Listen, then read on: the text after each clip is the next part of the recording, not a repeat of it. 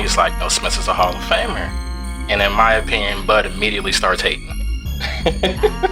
Bud is my guy, right? But it was a lot of hate to spewed out because Spence is the biggest dub of Crawford's career. And so if you go and say that Spence isn't a Hall of Famer coming from Crawford's mouth, that diminishes Crawford's legacy. And so if the biggest fight of your career was essentially not what they made him out to be, who are you? Right? And so it made no sense for Crawford to try to down what Spence has done in boxing, right? He should have been big up him the whole time. Huh? He should have made Spence to be an absolute legend. It makes more sense. It does more for Crawford's resume. Spence was unified. He fought big names, right? Crawford was the resume that was in question. It was who had Crawford fought, right? And he needed the Spence fight. It wasn't who had Spence fought. He needed the Crawford fight. Nobody was saying that.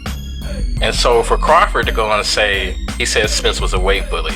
He only fought in one weight class. And it's not stuff that takes away from a Hall of Fame resume, to be honest. And so that's why I say it sounded like hate. But there's guys like, no disrespect, but there's guys like Tim Bradley in the Hall of Fame, right? And so, good fighter, champion in his own right. But if you induct Timothy Bradley Jr., you also induct Errol Spence Jr. New episode streaming now.